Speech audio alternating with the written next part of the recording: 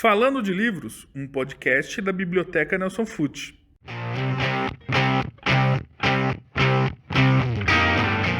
Estamos dando início ao 4º episódio do Falando de Livros, o podcast da Biblioteca Nelson Fut. Eu sou a Michele. Eu sou a Priscila. Quinzenalmente trazemos aqui convidados para um bate-papo sobre livro, leitura e literatura. Nesse podcast vamos mostrar como a leitura e o estudo impactaram a vida da nossa convidada. Nosso objetivo é incentivar a leitura, porque acreditamos que os livros e conhecimento, de uma forma geral, podem mudar vidas. Pri, apresenta pra gente quem será a convidada de hoje. Nossa convidada hoje é a Cleane Aparecida dos Santos. Ela é diretora de escola aqui na Prefeitura de Jundiaí e atualmente supervisora do CIEMP, Centro Internacional de Estudos, Memórias e Pesquisas da Infância. Possui graduação em Pedagogia pela Faculdade de Educação Padre Anchieta, Gestão Escolar e mestrado em Educação pela Universidade de São Francisco. É doutor em Educação também pela Universidade de São Francisco, pós-graduado em Psicopedagogia Institucional pela Faculdade Estácio Unicef, Arte e Educação, Educação Infantil e Cultura Africana pela Faculdade Campos Elíseos.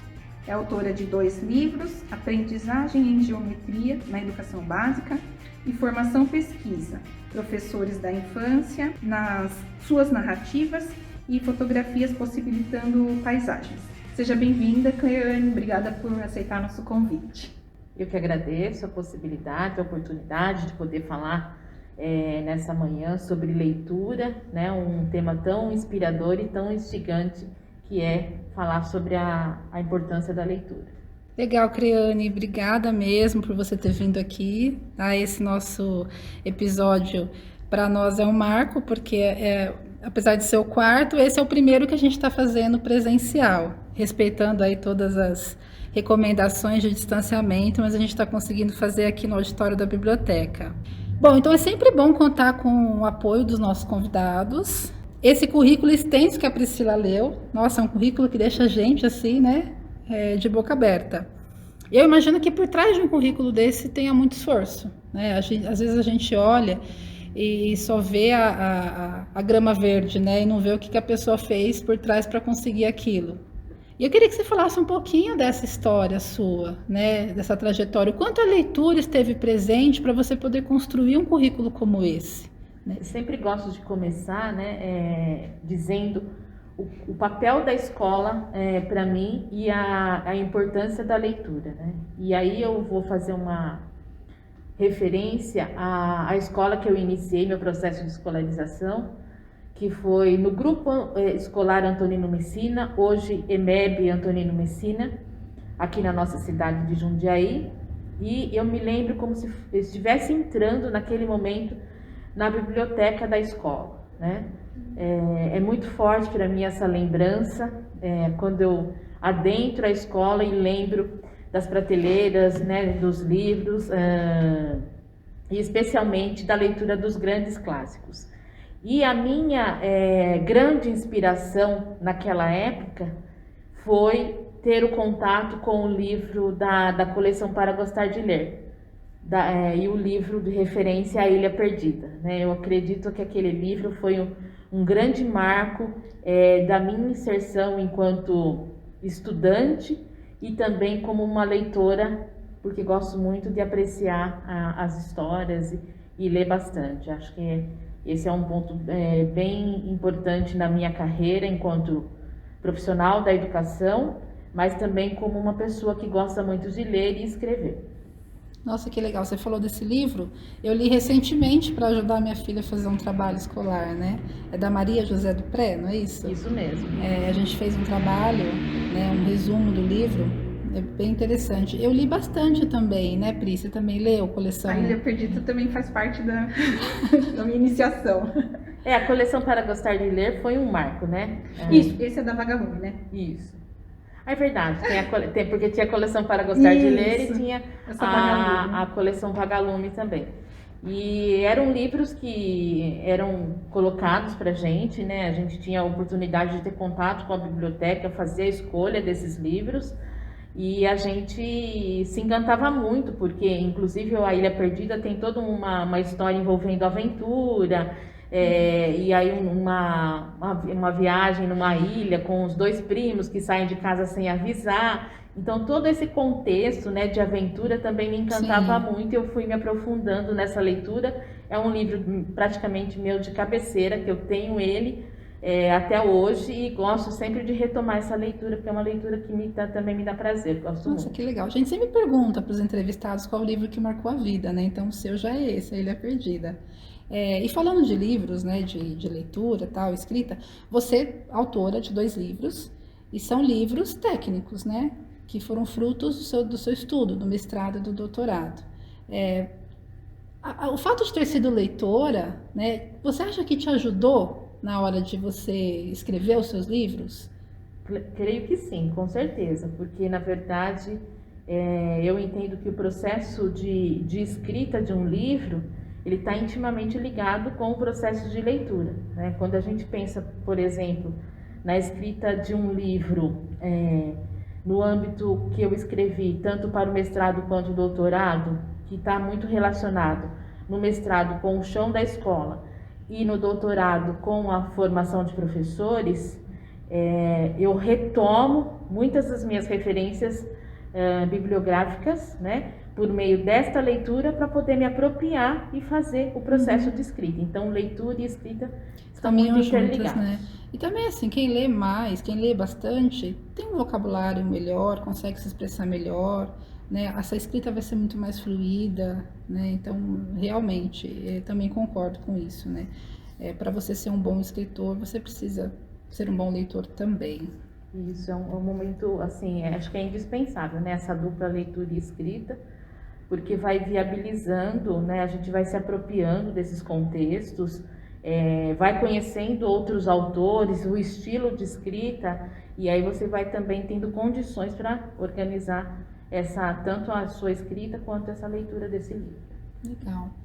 E durante sua trajetória, então, profissional, você foi professora durante 20 anos, isso? Isso. Depois diretora, e agora está como diretora do CIEMP.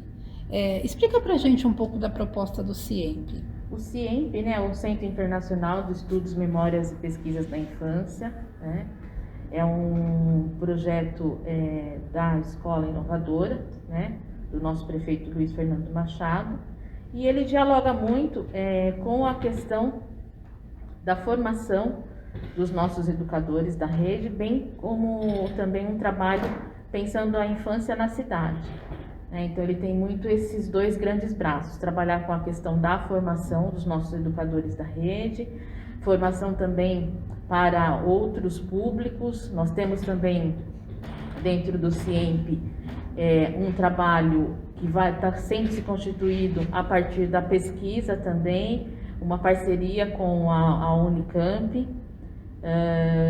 e também tem um trabalho assim que a gente vem constituindo aos poucos, que é pensar essa infância na cidade. Acho que esse é um dos grandes desafios, inclusive para o ano de 2021 do CIEMP. Sim, a gente tem visto bastante coisa, né, acontecendo na cidade, o pé de infância, né, e também o mundo das crianças. Então, assim, realmente é um conjunto de coisas acontecendo, né, que dão força por esse projeto, que ele é maior, né, ele é mais do que só um parque, ele é mais do que só atividades recreativas na cidade, né, é muito legal isso.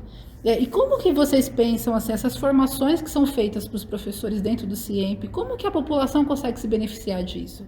Então, a gente tem um site, né, já que está em vigor, que vai trazendo as notícias do nosso trabalho dentro do CIEMP, e as pessoas podem, a partir do e-mail, né, que está lá, ou mesmo agendar um momento, pensando aí nos protocolos sanitários, mas também visitar o CIEMP e interagir com a gente. A gente está de portas abertas para toda a comunidade jundiaense. Então ele é aberto ao público? Sim. A gente pode ir lá, olha, interessante, eu vou conhecer. É importante, também a gente combina isso, né, organiza isso, trabalhamos com o agendamento, e aí a gente recebe as pessoas e pode discutir aí uma proposta de formação, se for o caso, inclusive para as escolas particulares da nossa cidade, o viés também com a universidade. A gente está começando a pensar sobre isso, quanto a gente pode aprofundar que as pessoas venham para o CIEMP também para fazer pesquisa no campo da infância. E tem um grande objetivo também, que é trabalhar essa memória da nossa história da educação jundiaense. Isso que eu ia perguntar. O registro também da memória, né? Isso, porque na verdade Jundiaí tem mais de 70 anos de história, né? E a ideia também do CIEMP é salvaguardar essa memória, né?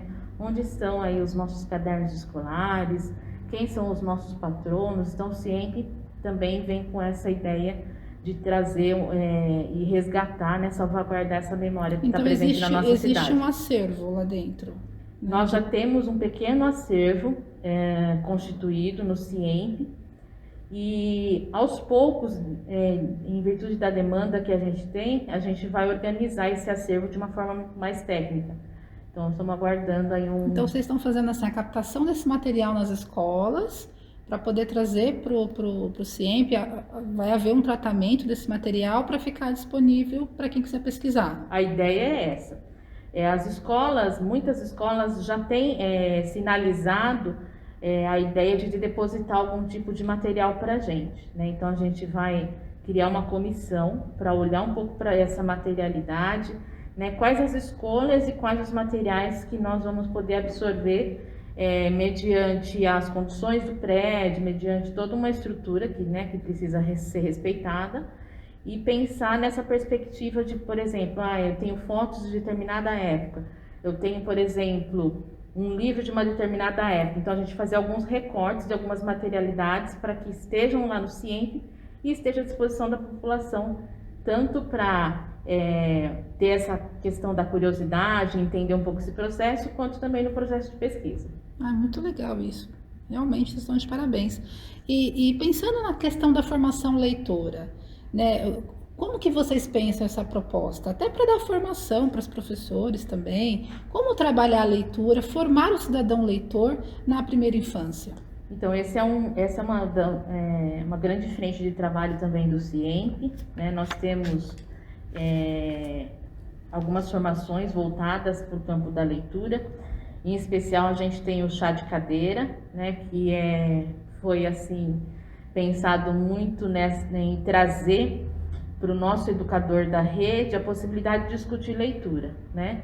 E aí, o que tem por trás também é pensar como é que eu posso trabalhar a leitura em sala de aula, né, com as crianças, quais são os aspectos importantes quando eu penso na atividade de leitura, e também pensar especialmente, e acontece muito isso no nosso trabalho, sobre as indicações literárias. Então, nesse encontro, a gente sugere que o participante traga, de forma online, um livro para apresentar para o grupo e contar a memória que ele tem desse livro, o quanto foi inspirador trabalhar na sala de aula. Então, a gente também, enquanto CIEMP, pensando nessa perspectiva da leitura, a gente também está começando a organizar um acervo de indicações literárias para os nossos educadores da rede.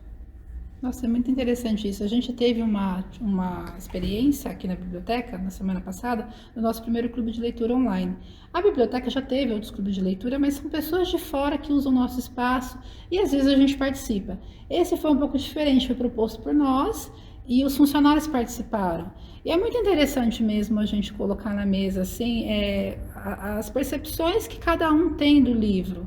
Porque a gente só vai estimular a leitura se a gente passar um olhar também de amor, de gosto da leitura, né? Não tem como você incentivar que alguém faça algo que você não gosta, né? E o livro tem muito o que La Roça fala, né? Que são experiências de leitura, né? Então, cada um que ler um determinado livro vai despertar determinada sensação, vai trabalhar com a questão da memória, vai trabalhar, ele vai estabelecer relação com o chão da escola, enfim, são infinitas as oportunidades de trabalho com leitura. Nossa, muito bom mesmo.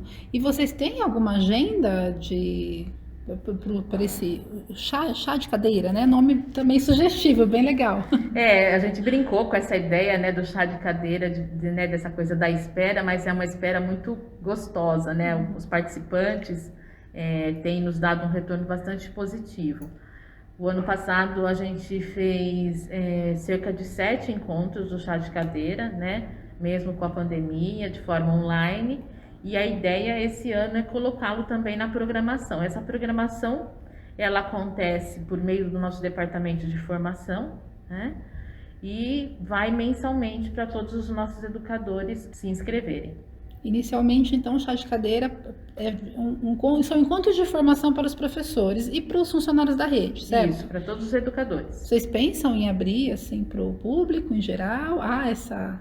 Eu acredito perspectiva? que a gente, organizando a nossa agenda, isso vai ser possível. Nossa, muito interessante. Pri, alguma pergunta? Então, como você já falou o livro que marcou sua vida, né? Então, para finalizar, assim, queria saber se você pode falar o que você está lendo agora. Então, o que eu estou lendo agora na verdade, a gente está trabalhando muito lá com o mundo das crianças, né? Trazendo algumas propostas, pensando no desemparedamento. O que eu estou lendo agora é um livro relacionado ao contexto da natureza, né? E tenho olhado muitos sites, né? Então tenho feito leitura muito de sites, de blogs, ouvido também podcasts. Então, assim, o que está na mão, né? Especialmente a mídia nesse momento é o que eu tenho lido bastante e fisicamente. Se eu fosse indicar um livro agora para o nosso público, especialmente para os nossos educadores, seria o livro do Instituto Alana, Desemparedamento da Infância, que toda a rede está trabalhando.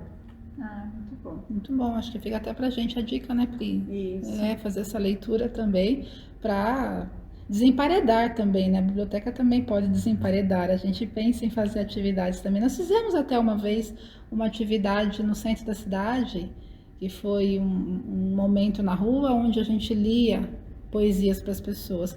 Acho que é uma experiência de desemparedamento, certo? Com certeza. E aí fica a ideia da gente poder pensar enquanto ciência, biblioteca e demais departamentos nessas parcerias tão importantes. Muito bom, porque a gente se unindo, a gente chega mais longe e faz um trabalho sempre melhor, né?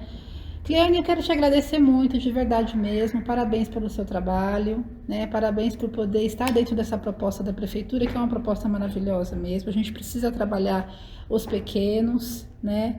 Porque eles que vão aí dar apoio pra gente no futuro, dar continuidade a tudo. Eu agradeço a possibilidade e dizer que esse trabalho a gente está construindo, não está pronto, ele está inacabado.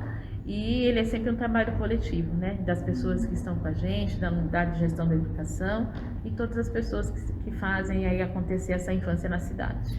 Fala o site, então, pra gente, né? Então, ele fica no portal, na verdade é no site oficial de Jundiaí, e ele fica no link do portal da educação.